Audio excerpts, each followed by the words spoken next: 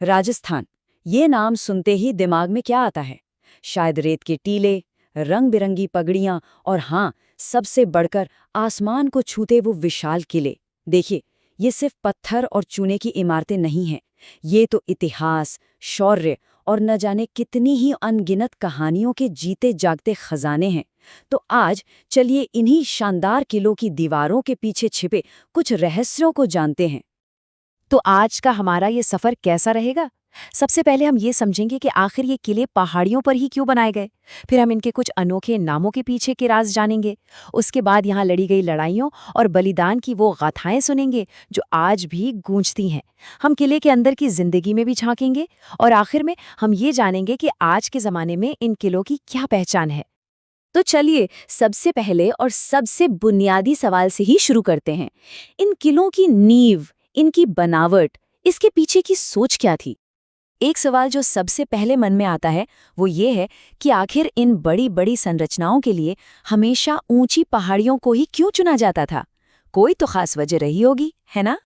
और इसका जवाब ना बहुत ही सीधा और जबरदस्त है। सुरक्षा। सोचिए, जब आप ऊंचाई पर होते हैं तो दूर दूर तक दुश्मन पर नजर रख सकते हैं।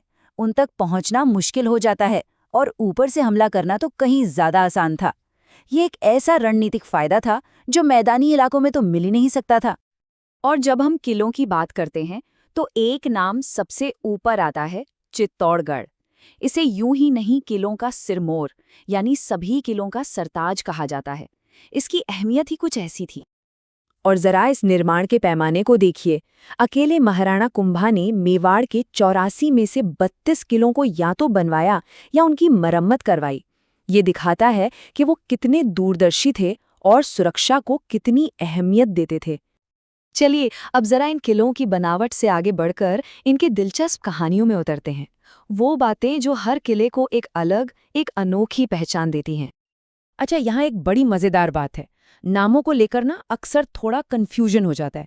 जैसे एक है स्वर्णगिरी जो जलोर का किला है और दूसरा है सुवर्णगिरी जो जैसलमेर का किला है। देखिए, दोनों का मतलब सोने से ही जुड़ा है, पर दोनों किले बिल्कुल अलग अलग हैं। मेहरानगढ़ किले की भव्यता तो इतनी बेमिसाल थी कि मशहूर लेखक रुडयार्ड किपलिंग भी उसे देखकर दंग रह गए। उन्हें कहना पड़ा कि भाई ये किला इंसानों का काम नहीं लगता, इसे तो जरूर देवताओं और परियों ने मिलकर बनाया होगा। और हिम्मत की कहानियों की तो कोई कमी ही नहीं है। जरा सोचिए, चूरू के किले में जब दुश्मनों से लड़ते लड़ते गोला बारूद ही खत्म हो गया तो वहां के रक्षकों ने अपनी आन बचाने के लिए तोपों में चांदी के गोले भरकर दाग दिए थे। ये थी हिम्मत की इंतहा। इसी तरह रणथंबोर किले की सुरक्षा इतनी जबरदस्त और अभेद्य थी कि इतिहासकार अबुल फजल ने उसके बारे में लिखा था कि बाकी सब किले तो नंगे हैं, पर ये वाला किला तो बख्तरबंद है। और वो किला जो रेगिस्तान के बीचों बीच बना है, यानी जैसलमेर का किला, उसके बारे में तो कहावत ही मशहूर हो गई कि वहां तक पहुंचना हर किसी के बस की बात नहीं। वहां जाने के लिए तो पत्थर की टांगे चाहिए। इन किलों की दीवारें सिर्फ कहानियां नहीं कहती, ये युद्ध, शौर्य और बलिदान की गवाह भी हैं। ये उस दौर में प्रतिरोध और संघर्ष के सबसे बड़े केंद्र थे। हर किले की अपनी चुनौती थी, अपनी किस्मत।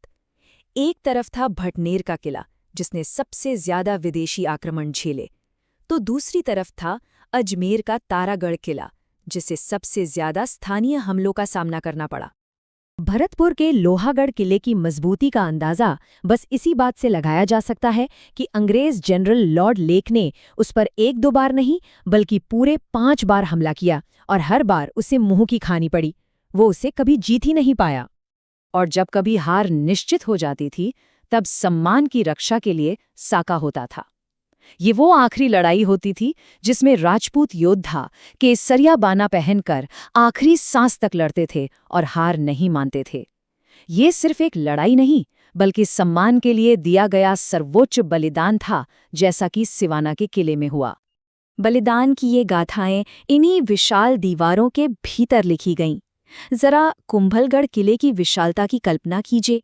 इसकी दीवारें इतनी चौड़ी हैं कि उन पर एक साथ 4 घुड़सवार आराम से चल सकते थे। सोचिए जरा। अच्छा, लड़ाइयों से परे इन किलों के अंदर एक पूरी की पूरी दुनिया बसती थी। महल थे, मंदिर थे, आम लोगों के घर थे।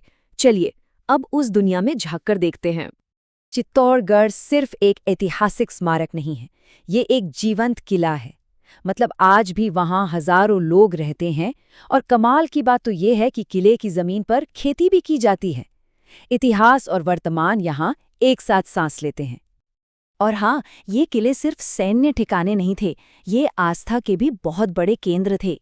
आप देखिए, तारागढ़ में मीरान साहिब की दरगाह है, तो गागरौन में मीठे शाह की, मेहरानगढ़ में चामुंडा माता का मंदिर है, तो आमेर में शिला देवी का। इन किलों के अंदर जीवन की हर जरूरत का सामान मौजूद था। आप सोचिए, चित्तौड़गढ़ में भविष्य के लिए विशाल अन्न के भंडार थे। जूनागढ़ में आने वाली पीढ़ियों को प्रेरणा देने के लिए जयमल और पत्ता जैसे वीरों की मूर्तियां थीं, और तारागढ़ जैसे किले में तो पीने के पानी का अपना झरना तक था।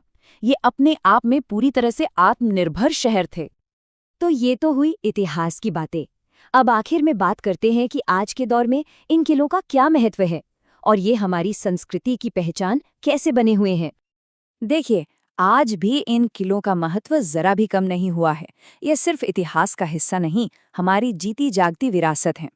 इनमें से कई किलों को तो यूनेस्को ने विश्व धरोहर का दर्जा दिया है।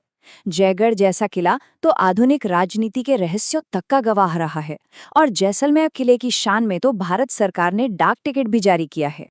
तो सच है, ये किले सिर्फ पत्थर और गारे की इमारतें नहीं हैं, ये एक पूरी की पूरी सभ्यता की कहानी कहते हैं।